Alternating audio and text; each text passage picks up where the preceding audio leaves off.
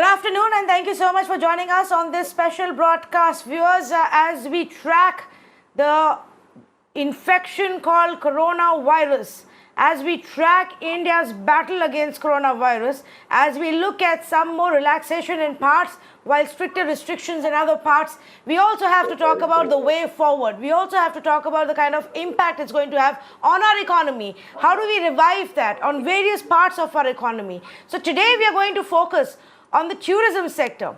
And one of the states that's heavily dependent on tourism is Goa, a state that is now corona-free, a state that had very few cases.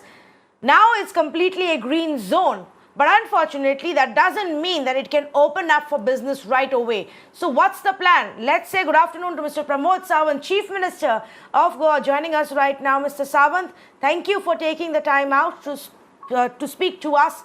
Can you give us a sense of what is the current status in Goa in terms of rules and regulations and the precautions that the government is still taking to ensure that you don't get, fresh cases? Mr. Sawant, thank you for joining us and speaking to the viewers of Mirror Now.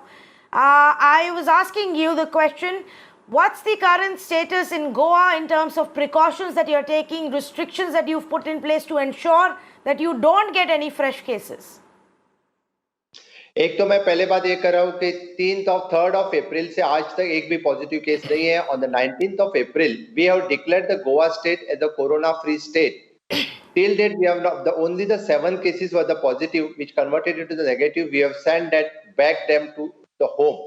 अभी हमने गोवा का पूरा state जो है वहां पे border seal कर दिए हैं. किसी को गोवा में एंटर करना है तो उनको कोविड टेस्ट करने के बाद ही उनको एंट्री मिल जाती है. तब जो नेगेटिव आए तो हम उनको एंट्री देते हैं.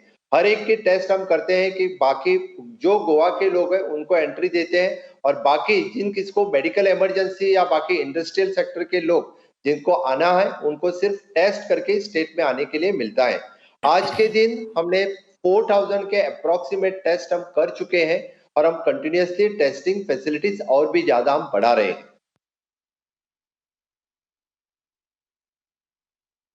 जी, ये बहुत इंटरेस्टिंग बात है कि गोवा ऑलरेडी कोविड फ्री हो गया, डिस्पाइट द फैक्ट, इसके बावजूद कि that this is a tourism state. And when we were discovering that there were cases in India, जो बाहर से इन्फेक्शन आया था, उस समय तो टूरिस्ट अलाउड थे गोवा में. तो ये कैसे हैंडल किया गया है लास्ट 2 months में, मिस्टर सावंत?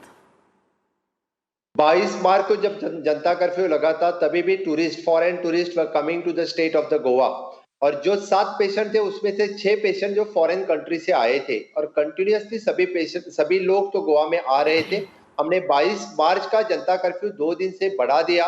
23rd और 24th of March और 25th से लॉकडाउन लगा तो सभी लोगों ने सहकार्य किया. सभी होटल क्वारंटाइन हो गए, होम क्वारंटाइन हो गए, और सभी को हम होम डिलीवरी देने के लिए उनका खाना, मेडिसिन, ये सब कुछ हम दे पाए. और जो पॉजिटिव केसेस मिले उनके फर्स्ट कांटेक्ट, सेकंड कांटेक्ट, उनको हम इंस्टीट्यूशनल क्वारंटाइन कर सके, और इन्हीं लोगों के वास्ते कि वो ज्यादा यानी कम्युनिटी ट्रांसमिशन जो नहीं हो पाया उनको हम इंस्टीट्यूशनल क्वारंटाइन में रख सके. That is why we can have the control over the कोविड-19. Mr. Sawant, while first part of the battle has been won by Goa, the next part is even more crucial. Gradually, as you begin to lift restrictions, gradually जैसे business शुरू होगा, economic activity शुरू होगी, आना जाना शुरू होगा, ये वायरस तो कहीं नहीं जा रहा और कभी भी ये केसेस हो सकते हैं. तो आप अपना हेल्थ इंफ्रास्ट्रक्चर को कैसे उसके लिए तैयार कर रहे हैं? सर, आपकी बात सही है कि जैसे कि लॉकडाउन फेज 3rd में हमने सभी हमारी इकोनॉमिकल एक्टिविटी स्टार्ट कर दिए. 100% इकोनॉमिकल एक्टिविटी स्टार्ट हो गए. विद 80% ऑफ द कैपेसिटी हमारी इकोनॉमिकल एक्टिविटी स्टार्ट हो गई है. लेकिन रिगार्डिंग द हेल्थ इंफ्रास्ट्रक्चर, पहले से गोवा में हेल्थ इंफ्रास्ट्रक्चर बहुत ही अच्छा रहा है. आज कोविड के लिए हमने सेपरेटली कोविड हॉस्पिटल एस्टेब्लिश कर दिया है, और आज गोवा में 7 जगह पे कोविड टेस्टिंग फैसिलिटीज हमने अवेलेबल कर दी है. और जो एंटर करता है गोवा में उनके पहले टेस्ट हो जाती है और उनको बाद में ही हम स्टेट में एंटर करते हैं. इसी तरह से हमें जो लोग इंडस्ट्री में आना चाहते हैं, लोग मेडिकल इमरजेंसी में, बाकी किसी काम के लिए एट प्रेजेंट तो हम टेस्टिंग फैसिलिटीज इतनी सारी अवेलेबल करके उन लोगों को टेस्ट करके अंदर लेते हैं। गोवा का एक जो बहुत बड़ा कंट्रीब्यूटर है जीडीपी का, ऑलमोस्ट 30% टूरिज्म से आता है। क्या आपका अंदाजा है, what is your own estimate and plan, when can that restart? आपकी बात सही है कि टूरिज्म की सेकंड इंडस्ट्री रही है गोवा में। First is the mining, second is the tourism, बाद में इंडस्ट्रीज और बाद में एग्रीकल्चर और बाकी सभी। तो टूरिज्म इंडस्ट्री बहुत अच्छी तरह ज्यादा तरह से सफर हो गई है और आगे यानी कब ये खुलेगी थोड़ा सा ये हमें हमारी कोशिश है कि 17 तारीख का लॉकडाउन या आगे लॉकडाउन बढ़ने के बाद the people will prefer as a corona free state. और हम अतिथि देवो भव हमेशा टूरिस्ट का वेलकम करते हैं। जैसे कि सेंट्रल की एसओपी एक बार टूरिज्म के लिए डिसाइड हो जाए तो गोवा स्टेट टूरिज्म या टूरिस्ट लोगों को वेलकम करने के लिए हम तैयार हैं। हम कोविड फ्री स्टेट होने के वास्ते जो कोई आएगा यहाँ पे वेलकम करने के लिए हमारी एसओपी डिसाइड होगी उनको वेलकम करने के लिए।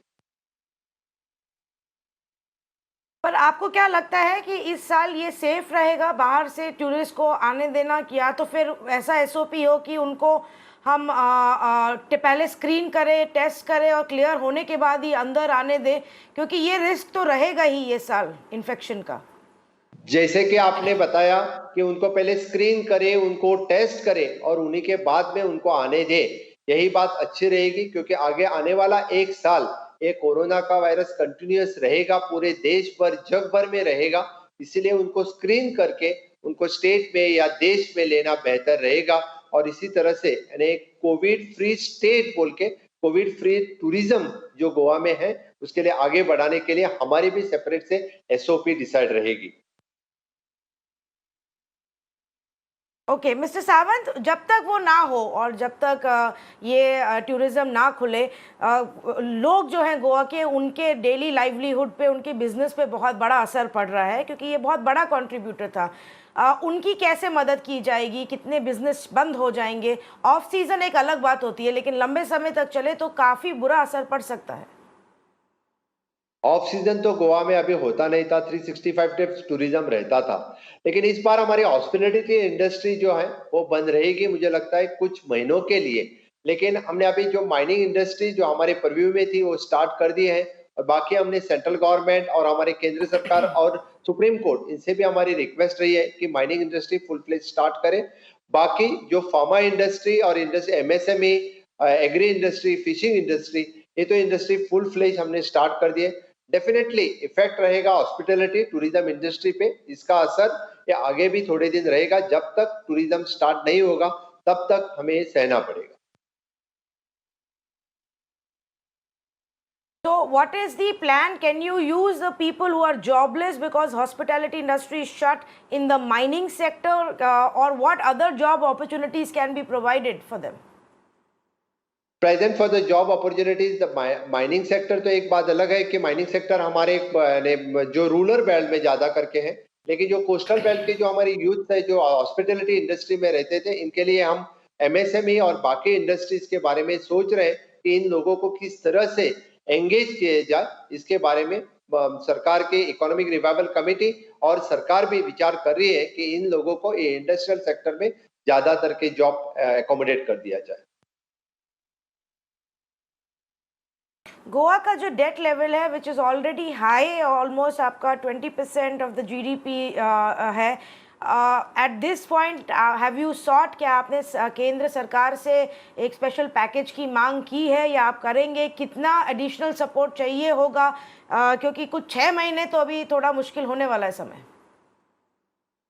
जैसे कि बर्डन राज्य सरकार पे पड़ा है उसी तरह से बर्डन केंद्र सरकार पे भी है। मुझे लगता है सभी राज्य सरकार केंद्र सरकार से बड़ी पैकेज तो मांग रहा है।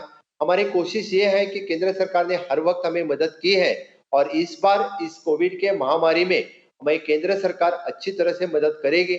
हमने हमारा प्रपोजल जो है वो केंद्र सरकार को भेज दिया है हमारे फाइनेंशियल हेल्प के लिए। ओके, मैं एक आखिरी सवाल आपसे और डिटेल में माइनिंग के बारे में समझना चाहती हूँ, क्योंकि काफ़ी समय तक ये बंद पड़ा हुआ था कोर्ट केस के वजह से।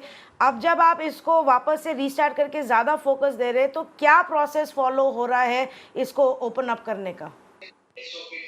आज भी हमारी केस सुप्रीम कोर्ट में पेंडिंग है और इसके सिवा जो अवेलेबल हम आयरन और एक्सपोर्ट कर सकते थे, जो स्टेट के परव्यू में था, जो स्टेट का परमिशन था, वो सभी हमने परमिशन दे के सभी माइनिंग एक्टिविटीज यहाँ पे स्टार्ट कर दिए। बाकी that depends upon the supreme court, और सुप्रीम कोर्ट से तो हमारी कोशिश जारी है कि जल्दी से जल्दी सुप्रीम कोर्ट से एक छुटावा हो जाए और माइनिंग फुल फ्लेज एक्टिविटी यहाँ पे चले। कुछ 80,000 माइग्रेंट लेबरर्स होंगे, Sawan ji, correct me if I am wrong, Goa में फिलहाल जो है उनको क्या वापस भेजा जा रहा है अपने राज्यों में? Are they being sent back, and otherwise how are you taking care of them? 80,000 से ज्यादा ही लेबर एट प्रेजेंट गोवा में थे। हमारे लेबर कैंप में ही 15,000 से ज्यादा लोग जो लेबर कैंप में रहते थे। टूरिज्म इंडस्ट्री के अलग से लेबर, कंस्ट्रक्शन इंडस्ट्रीज के अलग से लेबर, और बाकी बाकी काम करते थे वो अलग लेबर है। एट प्रेजेंट हमने पूरा सेग्रीगेट कर दिया है। हर स्टेट से कितने लेबर हैं इनका रजिस्ट्रेशन तो हो चुका है। आज पहली प्रवासी ट्रेन जो गोवा से ग्वालियर के लिए, मध्य प्रदेश के लिए 1,000 लेबर को लेके आज छुट्टी है, और बाकी राज्य में जाने के लिए we are waiting for the approval of the railway ministry. जैसे ही रेलवे मिनिस्ट्री का अप्रूवल मिलता है, जो लोग यहाँ से जाना चाहते हैं उनको ही हम परमिट कर रहे हैं। बाकी हमारी कोशिश यही है कि गोवा में जो लेबर है वो यहीं पे रहे, यानी कि यहाँ पे पूरी एक्टिविटी स्टार्ट हो गई है। इन सभी लेबर की गोवा के यानी बाकी जो सभी इंडस्ट्रीज में इनकी जो जरूरत है, जैसे कि कंस्ट्रक्शन इंडस्ट्रीज हो, माइनिंग इंडस्ट्रीज हो, बाकी फिशिंग इंडस्ट्री है, इस सभी इंडस्ट्री में लेबर ओरिएंटेड इंडस्ट्रीज है, और हमेशा बाकी सभी राज्यों से लेबर आके यहाँ पे काम करते हैं, जैसे कि कर्नाटक, महाराष्ट्र, उड़ीसा, उत्तराखंड, सभी राज्य से। तो सभी लोगों को मेरी यही कहना है कि आप अभी यहाँ रहना पसंद करो, कुछ दिन ज्यादा ही यहाँ पे बहुत काम भी अभी अवेलेबल हो गया है, और सभी तरह से अच्छी तरह से गोवा सरकार सभी की चिंता कर रहे हैं। जी, मिस्टर सावंत, धन्यवाद हमसे बात करने के लिए। Thank you so much for speaking to us, and hopefully you will be able to restart industries enough to even keep the migrants back. उनके पास अगर रोजी रोटी कमाने का तरीका है तो शायद वो भी वापस नहीं जाएंगे। Thank you for giving us the time. Thank you.